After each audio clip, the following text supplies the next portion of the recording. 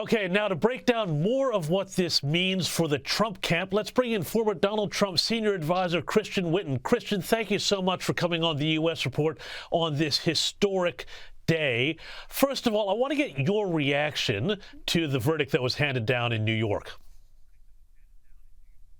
Well, the verdict's an outrage, I think. It was a crime that was ill-defined. It looked all along as if it were a kangaroo court. The outcome was preordained. The jury was chosen in one of the most liberal jurisdictions in the United States, and it was for charges that the federal government, that the people in charge of elections declined to pursue. So I think it helps the Trump campaign. I spoke to a number of officials who were close to the former president and involved informally with the campaign, and there was a sense of almost excitement that this is actually going to further excite the base and prove to people that the administration, that the powers that be in the U.S., that the judicial system is being politicized because there's desperation to keep Joe Biden in the White House despite a miserable record. So there's disappointment that you have this politicization of the justice system, but the belief that this actually helps the president.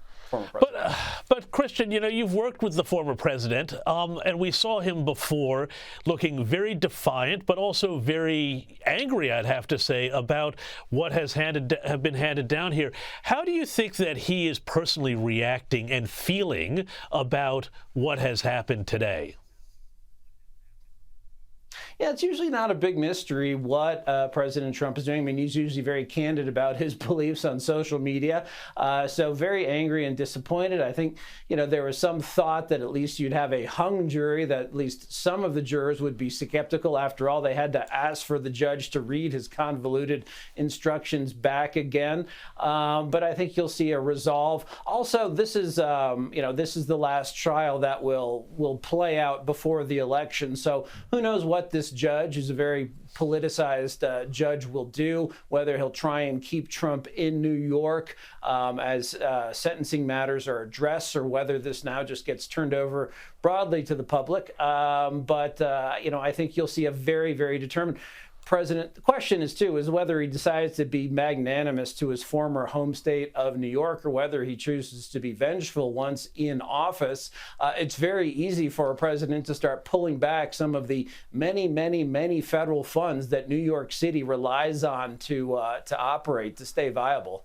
Yeah, and you mentioned, though, the political nature of this trial, and this stood out to me, and I want to get your reaction, because an awful lot of people are saying, and Alvin Bragg, the DA, has said, this isn't about politics, this is just about following the law, and yet they've set sentencing for July 11th, just a few days before Trump is to be confirmed officially as the Republican nominee at the Republican National Convention.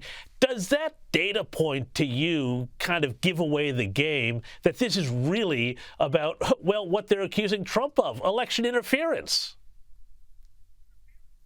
Exactly. It is election interference. This seems like an expedited basis. Usually there's a significant amount of time between, especially on a novel case like this, without precedent. You think there would be a significant amount of time between conviction and sentencing.